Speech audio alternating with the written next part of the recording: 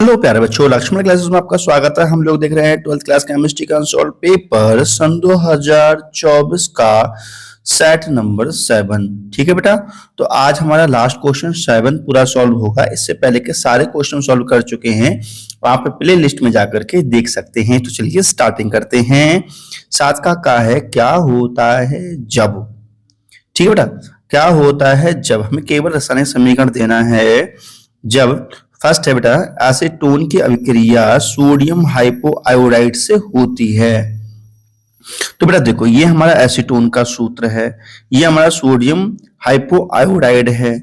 इसे जब रिएक्शन करा देते हैं तो इसमें बेटा क्या होता है, इसमें मिथाइल ग्रुप को हेलो फॉर्म में चेंज करता है। ये क्या करता है बेटा, ये जो आइडो फॉर्म है मिथाइल ग्रुप को हेलो फॉर्म में चेंज कर देता है। तो ये मिथाइल ग्रुप हेलो फॉर्म में देखो चेंज हो चुका है यहाँ पे। ठीक है, ये आइडो फॉर्म में देखो चेंज हो चुका है।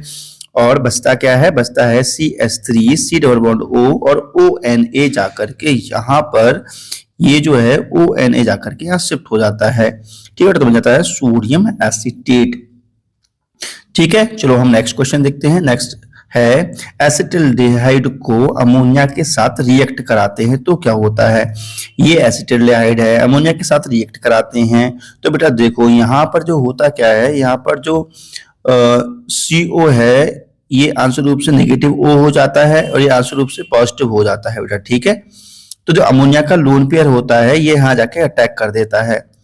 तो CH3 ऐसा कैसे रहेगा, H ऐसा कैसे ही रहेगा, और जो C है इस पे जाकर के NH3 जुड़ जाता है बेटा। देखो NH3 ये जुड़ गया है जाकर के। ठीक है, और यहाँ से O देखो, इधर देखो, यहाँ जो O है O अलग हो गया, ये निगेटिव का। ठीक है बेटा, यहाँ से H प्लस आयन निकलता है, ये यहाँ जाकर के ट्रांसफर हो जाता है, तो उसको बोलते हैं ट्रांसफर ऑफ प्रोटॉन होना। ठीक है बेटा, तो ट्रांसफर हो गया तो देखो यहाँ पे क्या चीज बन के आई हमारे लिए, बन के आ गया ये OH आ जाएगा ऊपर, यहाँ हो जाएगा NH2। ठीक है बेटा, अब देखो यहाँ से OH रिमूव होता है और ये यहाँ से H प्लस आयन रिमूव होता है।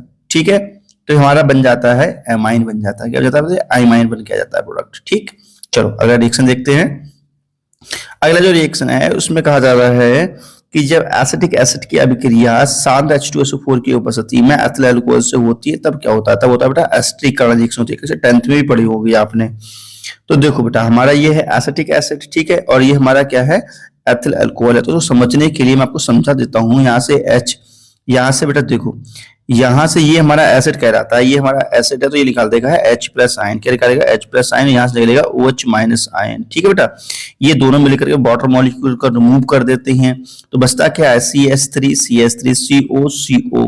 ठीक है बेटा, फिर बस आता है O और O C2H5, ये जाके यहाँ जुड़ जाएगा। ठीक है, तो इस प्रकार से हमारा एस्टर का फॉर्मेशन होता है। दिस रिएक्शन इज कॉल्ड एस्टरीकरण। तो यहाँ पर एस्टरीकरण आपको समझ में आ गया होगा। चलो अब चलते हैं इससे आगे। तो बेटा देखो, इसकी मैकेनिज्म देखना चाहो तो आप मैकेनिज्म देख सकते हो, लेकिन मैकेनिज्म हमारा क्वेश्चन में पूछा नहीं कहा गया है, लेकिन फिर भी मैं आपको थोड़ा समझाने का प्रयास करता हूँ। बेटा देखो, H2SO4 डाला था, वहां से H प्लस आयन निकलते हैं और ये H प्लस जो आयन होता है वो प्रोटोनेशन का काम करता है। तो बेटा यहाँ से लोन पेयर जो होता है H प्लस आयन को देख करके अपने पास जोड़ लेता है। देखो ये जुड़ जाता है, फिर एथिल अल्कोहल होता है, इसका लोन पेयर यहाँ अटैक करता है। ठीक है, तो बेटा ये मैकेनिज्म है, तुम चाहो तो उसको नोट कर सकते हो, स्क्रीनशॉट ले लो अपने समझने के लिए। बाकी ये पूछा नहीं गया था क्वेश्चन, फिर भी मैंने आपको बता दिया है। चलो अगले क्वेश्चन की ओर बढ़ते हैं। अगला जो क्वेश्चन है चौथा, जो है फॉर्मल्डिहाइड की रिएक्शन करानी है, अमोनिया से होती है बेटा। फॉर्मल्डिहाइड की रिएक्शन कैसे होती है, अमोनिया से होती है, तो ये फॉर्मल्डिहाइड रहा। ठीक है बेटा, तो देखो समझने का प्रयास करो। देखो HCH डबल बॉन्ड O, ये रही अमोनिया हमारी, कह रही बेटा अमोनिया, अमोनिया पे ये है लोन पेयर। ठीक है बेटा, अब ये जो देखो यहाँ से ये आता है नेगेटिव चार्ज, उस पे आता है पॉजिटिव चार्ज। ठीक है बेटा, अब जो अमोनिया के जो लोन पेयर है यहाँ जाके अटैक करेंगे पॉजिटिव को संतुष्ट करने के लिए। तो इससे क्या प्राप्त होगा, इससे हमारी जो प्राप्त बन करके होकर के आएगा वो आएगा HCHO नेगेटिव। ठीक है बेटा, क्योंकि और हमारे क्या हो जाएगा बेटा, एक हमारे जो NH3 जुड़ जाएगा तो NHH और H ये बन करके आ जाएगा। ठीक है बेटा, अब ध्यान सुनेंगे। देखो यहाँ पे क्या है, यहाँ पे ये इलेक्ट्रॉन यहाँ छोड़ करके यहाँ से H प्लस आयन रिमूव हो जाता है और ये यहाँ जाके जुड़ जाता है, इसको बोलते हैं ट्रांसफर ऑफ प्रोटॉन। ठीक है, समझ में आ गया इतना। तो ये चीज यहाँ भी समझाई गई है, यहाँ देखो समझाई गई है, ये चीज यहाँ जुड़ा गई, इसको बोलते हैं ट्रांसफर ऑफ प्रोटॉन। ठीक है बेटा, फिर ये बन जाता है, यहाँ से OH माइनस निकलता है, यहाँ से H प्लस निकलता है, वाटर रिमूव हो जाता है। ठीक है। वाटर रिमूव होने के बाद यहाँ से बेटा क्या होता है, वाटर रिमूव हो जाता है। क्या होता है, यहाँ से वाटर रिमूव हो जाता है। वाटर रिमूव होने के बाद हमारा बनता है एमाइन। यहाँ पे बेटा क्या बनता है, हमारा एमाइन का फॉर्मेशन हो जाता है। ठीक है, चलो अगले रिएक्शन की ओर बढ़ते हैं। इसमें पांचवा जो रिएक्शन दिया हुआ है वो है बेंजीन को निर्जल AlCl3 की उपस्थिति में कार्बन मोनोऑक्साइड तथा HCl के साथ रिएक्ट कराते हैं, तब क्या होता है। बेटा देखो, ये हमारी बेंजीन है। बेंजीन को कार्बन मोनोऑक्साइड HCl और एनहाइड्रस AlCl3 की प्रेजेंट में जब रिएक्ट कराते हैं तब ये एल्डिहाइड में चेंज हो जाता है। इसको बोलते हैं गाटरमान कोच रिएक्शन, याद कर लेना, ये आती है बेटा रिएक्शन। ठीक है, अगले रिएक्शन देखते हैं। निम्नलिखित पर टिप्पणी दीजिएगा। पहला है क्रॉस एल्डोल संघनन, दूसरा है इटार्ट रिएक्शन, तीसरी है कैनोजारो अभिक्रिया। सबसे पहले देखते हैं एल्डोल संघनन। बेटा क्रॉस एल्डोल है, बेटा क्या है, क्रॉस एल्डोल देखते हैं सबसे पहले। तो सुनो, जब दो विभिन्न एल्डिहाइड या कीटोन के मध्य एल्डोल कंडेंसेशन होता है, ठीक है बेटा, एल्डोल कंडेंसेशन होता है तो उसे क्रॉस एल्डोल रिएक्शन कहते हैं। बेटा क्रॉस होना चाहिए बेटा, कैसे कैसे, एल्डिहाइड और कीटोन, एल्डिहाइड और कीटोन, ठीक है, एल्डिहाइड और कीटोन के बीच में होना चाहिए, या हम कह सकते हैं डबल अलग अलग टाइप के एल्डिहाइड हो। ठीक है, तो उसमें जो रिएक्शन होती है तो उसको बोलते हैं एल्डोल, क्रॉस एल्डोल रिएक्शन। अभी समझाएंगे इसके लिए। यदि प्रत्येक में अल्फा हाइड्रोजन हो तो ये चार प्रोडक्ट मिक्सचर देते हैं, चार प्रोडक्ट का मिक्सचर देते हैं। बेटा देखो, इसमें भी अल्फा हाइड्रोजन है। अल्फा हाइड्रोजन का मतलब क्या होता है, जैसे लिखा हुआ है CH3 C double bond OH, तो ये कहता है फंक्शनल ग्रुप। ये क्या है, पूरा फंक्शनल ग्रुप है एल्डिहाइड का। तो यहाँ पे जो कार्बन जुड़े हुए 3 H हैं, 1 2 3 जो H हैं, इनको बोलते हैं अल्फा हाइड्रोजन। क्या बोलते हैं बेटा, अल्फा हाइड्रोजन। तो देखो इसमें अल्फा हाइड्रोजन ये है, इसमें भी बेटा इस कार्बोनिल ग्रुप से जुड़ा हुआ ये है, ये भी अल्फा हाइड्रोजन, दोनों में अल्फा हाइड्रोजन है, तो यहाँ पे रिएक्शन संभव है। इसमें डाइल्यूट NaOH डालेंगे, इसको थोड़ा सा हीट करेंगे तो हमें प्राप्त होगा पेन टू इनल, ये प्राप्त होगा, और ये प्राप्त होगा, ये भी प्राप्त होगा, और ये प्राप्त होगा। यहाँ पे वाले चार प्रोडक्ट प्राप्त होंगे।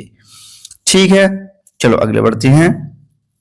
अब देखते हैं इटार्ट अभिक्रिया। इटार्ट अभिक्रिया में क्या होता है, क्रोमिल क्लोराइड CrO2Cl2 की, ठीक है, क्रोमिल क्लोराइड के सूत्र लिखा है क्रोमिल क्लोराइड, यहाँ पे कॉमा लगाना चाहिए था, थोड़ा सा लिखना भूल गए हैं, क्रोमा लगेगा। ठीक है, क्रोमिल क्लोराइड टॉलुइन के मिथाइल ग्रुप CH का ऑक्सीडेशन करके क्रोमाइल कॉम्प्लेक्स का फॉर्मेशन करता है, जिसका हाइड्रोलिसिस कराने पर अच्छी मात्रा में बेंजील्डिहाइड में प्राप्त होती है। इसको समझाते हैं बेटा। देखो यहाँ पे ये क्या है, क्रोमिल क्लोराइड है, ये क्या है, क्रोमिल क्लोराइड है, और सॉल्वेंट CH2 के प्रेजेंट में ये टॉलुइन से रिएक्शन करता है, और टॉलुइन का जो CH3 ग्रुप होता है इसको इस पे चेंज कर देता है, ऑक्सीडाइज कर देता है, कर दिया बेटा चेंज, तो बनता है क्रोमिल कॉम्प्लेक्स। अब इसका हाइड्रोलिसिस कराते हैं, जिससे हमें क्या प्राप्त होता है, एल्डिहाइड हमारे लिए प्राप्त हो जाता है, या हम कहते हैं बेंजील्डिहाइड हमें प्राप्त हो जाता है। ठीक है बेटा, चलो अगला को देखते हैं कैनिजारो अभिक्रिया। कैनिजारो अभिक्रिया क्या होती है बेटा, ठीक है, ऐसे एल्डिहाइड जिनमें अल्फा हाइड्रोजन एटम नहीं होते हैं, कंसंट्रेट गैस की उपस्थिति में गर्म करने पर डिस्प्रोपोर्शन या इसको बोल सकते हैं असमानुपातन अभिक्रिया प्रदर्शित करते हैं। असमानुपातन अभिक्रिया कौन सी होती है बेटा, ऐसी अभिक्रियाएं जिनमें किसी एक ही तत्व का ऑक्सीडेशन और एक ही तत्व का रिडक्शन हो जाता है, डिस्प्रोपोर्शनल रिएक्शन या असमानुपातन अभिक्रियाएं कहलाती है। बेटा देखो, ये फॉर्मल्डिहाइड का सूत्र है। तो यहाँ पे फॉर्मल्डिहाइड की जो रिएक्शन हमने कराई है कंसंट्रेट KOH से, तो बेटा देखो, फॉर्मल्डिहाइड से एक बार तो हमें मेथनॉल प्राप्त हुआ है, फिर फॉर्मल्डिहाइड से एक बार तो हमें सोडियम फॉर्मेट प्राप्त हुआ है। तो सोडियम फॉर्मेट देखो कितने ऑक्सीजन, 2 ऑक्सीजन लग गए बेटा, यहाँ पे कितने हैं, 1, तो यहाँ पे क्या हो गया, ऑक्सीडेशन हो गया, ऑक्सीजन का ऐड होना ऑक्सीडेशन कहलाता है। यहाँ पे H कितने हैं, 2 हैं, यहाँ पे H कितने हो गए बेटा, यहाँ पे H हो गए 3 3 4 4 H हो गए, तो यहाँ पे क्या है, हाइड्रोजन का एडिशन हुआ है, तो उसको उससे रिडक्शन, तो इसमें एक ही मॉलिक्यूल का ऑक्सीडेशन रिडक्शन दोनों हुआ है, तो ये कहलाएगी डिस्प्रोपोर्शनल रिएक्शन, और इसे हम कैनिजारो अभिक्रिया के नाम से भी जानते हैं। ठीक है बेटा, कैनिजारो अभिक्रिया जो होती है वो डिस्प्रोपोर्शनल रिएक्शन शो करती है। कहने मतलब ये है, यहाँ लिखा हुआ भी बेटा कैनिजारो रिएक्शन डिस्प्रोपोर्शनल रिएक्शन शो करती है, और डिस्प्रोपोर्शनल को हम असमानुपातन अभिक्रिया भी कहते हैं। ठीक है, तो खा वाला क्वेश्चन देखेंगे। खा वाला क्वेश्चन है, प्राथमिक तृतीयक एवं तृतीयक अमीनो की पहचान के लिए हिंसबर्ग परीक्षण का वर्णन कीजिए। इन अभिक्रियाओं के रासायनिक परीक्षण भी लिखिएगा। ठीक बेटा, हिंसबर्ग रिएजेंट क्या होता है, एराइल सल्फोनाइल क्लोराइड, इसको बोलते हैं Hinsberg reagent. Primary secondary tertiary amine के साथ रिएक्शन करके सल्फोनामाइड देते हैं ये बेटा, ठीक है। हिंसबर्ग रिएजेंट क्या होता है, ये इसका स्ट्रक्चर है हिंसबर्ग रिएजेंट का, इसको बोलते हैं एराइल सल्फोनाइल क्लोराइड या हिंसबर्ग रिएजेंट भी कहते हैं, इसको हम इस प्रकार भी लिख सकते हैं। तो ये हमारा हो गया बेटा हिंसबर्ग रिएजेंट, ठीक है।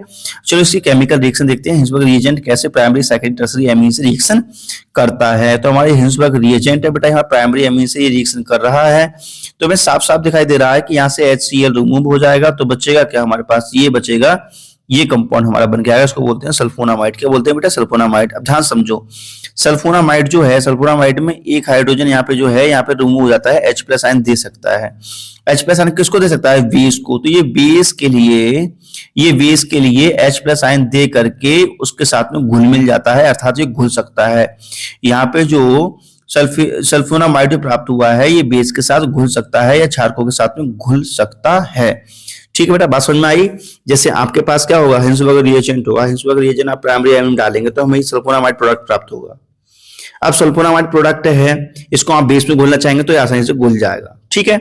जबकि सेकेंडरी एमीन के साथ क्या होता है बेटा, सेकेंडरी जो एमीन होता है एराइल सल्फोनाइल क्लोराइड या हिंसबर्ग रिएजेंट कहते हैं, यहाँ से बेटा HCl निकल जाएगा, हमारे प्रोडक्ट प्राप्त होगा। यहाँ पे देखो N से कोई भी एक्स्ट्रा H जुड़ा हुआ नहीं है यहाँ पर, तो H+ आयन निकलेगा नहीं। जब H+ आयन नहीं निकलेगा तो ये बेस में नहीं घुलेगा, ये क्षारकों में नहीं घुलता है। बात समझ में आई बेटा। तो प्राइमरी एमीन होते हैं हिंसबर्ग रिएजेंट के साथ रिएक्शन करके सल्फोनामाइड बनाते हैं, जो कि बेस में घुल जाता है अच्छे से। जबकि जो सेकेंडरी एमीन होते हैं ये भी सल्फोनामाइड बना देते हैं, लेकिन ये बेस में नहीं घुलते हैं, ऐसे पहचान कर सकते हैं। और जो टर्सरी एमीन होते हैं बेटा, ये जो रिएक्शन ही नहीं करेंगे इसके साथ में, एराइल सल्फोनाइल क्लोराइड के साथ में, हिंसबर्ग रिएजेंट के साथ में, क्यों नहीं कर पाएंगे, क्योंकि इसके पास तो N के पास कोई भी फ्री हाइड्रोजन है ही ना।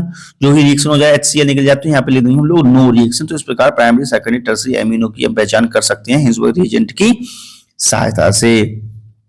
चलो हम देखते हैं प्राथमिक एमीनों का क्वथनांक तृतीय एमीन से अधिक होता है क्यों। मतलब जो प्राइमरी एमीन होते हैं इनका क्वथनांक तृतीय एमीन से अधिक होता है बेटा, प्राइमरी एमीन का क्वथनांक तृतीय एमीन से अधिक होता है, ऐसा क्यों, इसको हम समझते हैं बेटा, ठीक है। चलो इसको समझने के लिए हम देखो तीनों के डायग्राम देखते हैं बेटा, ठीक है। तो डायग्राम में बेटा समझो, मैं बहुत आसान भाषा में समझाऊंगा। आपके पास देखो बेटा, इसके पास एक द्रवरोधी ग्रुप है, इसके पास कितने हैं, 2 द्रवरोधी ग्रुप, इसके पास कितने, 3 द्रवरोधी ग्रुप हैं। तो सुनिएगा ध्यान से बेटा, इनके पास द्रवरोधी ग्रुप ज्यादा हैं, ठीक है बेटा। देखो इसके पास द्रवरोधी ग्रुप ज्यादा हैं, ठीक है, तो ये पानी में आसानी से घुलेगा ही नहीं। इसके पास आप लिख सकते हो, इसके पास क्या लिख सकते हो बेटा, आप लिख सकते हो कि टर्सरी एमीन के पास, ठीक है, टर्सरी एमीन के पास द्रवरोधी ग्रुप अधिक हैं, इसलिए वाटर में जल्दी नहीं घुलता है और जल्दी ये आसानी से उड़ जाता है कम हीट पे, तो इसका क्वथनांक बहुत कम होता है। जबकि इसमें एल्काइल ग्रुप क्या है, एल्काइल ग्रुप दिख रहा है आपको, एक ही है, द्रवरोधी ग्रुप मात्र एक है, तो ये वाटर में बहुत अच्छे से घुल जाता है, हाइड्रोजन बॉन्डिंग अच्छे से कर लेता है, जिसके कारण ये अधिक क्वथनांक प्रदर्शित करता है, ठीक है। ये आप ऐसे लिख सकते हो, उसका अपोजिट भी लिख सकते हो, आप लिख सकते हो इसमें 2 हाइड्रोजन है तो ये हाइड्रोजन बॉन्डिंग अधिक कर जाएगा, इसमें एक भी हाइड्रोजन नहीं है तो हाइड्रोजन बॉन्डिंग नहीं करेगा, तो हाइड्रोजन बॉन्डिंग ज्यादा करेगा तो उसका क्वथनांक भी ज्यादा होगा, ऐसे भी लिख सकते हो। तो बेटा ये भी थ्योरी लिखी हुई है जो मैं आपको समझा रहा हूँ, हाइड्रोजन बॉन्डिंग वाली दोनों तरीके से थ्योरी लिखी हुई है, आप स्क्रीनशॉट ले लेना और उसको अच्छे से नोट कर लेना बेटा, दोनों तरीके से थ्योरी में लिख दी है, ठीक है। देखो एक तो थ्योरी ये लिखी है, ये द्रवरोधी वाली ये है, द्रवरोधी वाली ये है, द्रवरोधी वाली ये है, और हाइड्रोजन बॉन्डिंग वाली ऊपर लिखी, दोनों थ्योरी लिखी हुई है। आप कोई सी भी पेपर में लिख सकते हो, दोनों ही ठीक है, गलत कोई सी भी नहीं है बेटा इसमें से, ठीक है। चलो अब हम देखते हैं अगला जो क्वेश्चन है हमारा अथवा वाला, निम्नलिखित पर संक्षिप्त टिप्पणी दीजिए। किस पर, डाई एजोनिक कण पर हमें संक्षिप्त टिप्पणी देना है, ठीक है बेटा। तो बेटा सुनो, जब एमीन की अभिक्रिया नाइट्रस एसिड HNO3 से कराते हैं तब बेंजीन डाइएज़ोनियम क्लोराइड बनता है और इस रिएक्शन को डाइएज़ोनीकरण भी हम कहते हैं, ठीक है बेटा। डाइएज़ोनीकरण क्या है, बेंजीन डाइएज़ोनियम क्लोराइड का वर्णन डाइएज़ोनीकरण कहा जाता है, सीधी भाषा में तो बात ये है, ठीक है बेटा। जो एनिलीन है और एनिलीन का भी अभिक्रिया हम कर रहे हैं नाइट्रस अम्ल से, ये बेटा नाइट्रस अम्ल है। नाइट्रस अम्ल बना कैसे है, Na2+2HCl मिलकर के नाइट्रस अम्ल का फॉर्मेशन हुआ है। तो बेटा ऐसे रिएक्शन करने के बाद में 2NaCl निकल जाता है, 2H2 निकल जाता है और हमारे प्राप्त होता है बेंजीन डाइएज़ोनियम क्लोराइड, ठीक है। इस प्रक्रिया को बोलते हैं, इस अभिक्रिया को बोलते हैं डाइएज़ोनीकरण, ठीक है बेटा। अब यह है गैब्रियल थैलेमाइड संश्लेषण अभिक्रिया। तो इसमें क्या है, ये थैलामाइड है हमारे पास, ये थैलामाइड है, इसे QH के साथ में बेस के साथ में रिएक्शन कराते हैं तो यहाँ से H+ आयन रिमूव होता है और ये OH नेगेटिव निकालता है बेटा। देखो बेस जो है, बेस OH नेगेटिव दे देगा और ये H प्लस आयन दे देगा, दोनों मिलकर निकाल देंगे, पानी निकाल देंगे बेटा, यहाँ से Y निकल जाता है।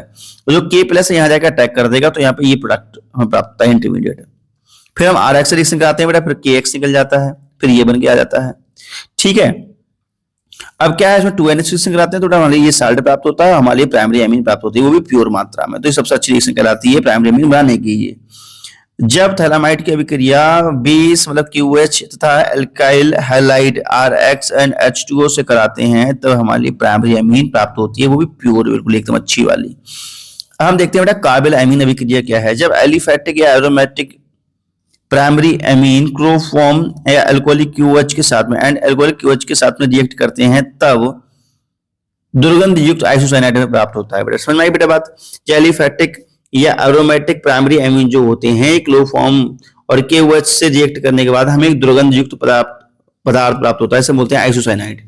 ठीक है, तो ये होती है कार्बेल अमीन अभिक्रिया बेटा। तो देखो ये लिखी हुई कार्बेल अमीन अभिक्रिया है। ठीक है, तो आपका ये लेक्चर कंप्लीट हो गया और हम देखेंगे UPMSP का जो सेट दिया हुआ है वेबसाइट पे, वो हम करेंगे आप। ठीक है बेटा, तो वीडियो अच्छा लगा तो लाइक कर सकते, कमेंट। मिलते हैं नेक्स्ट वीडियो। नमस्कार, जय हिंद, वंदे मातरम, बाय बाय।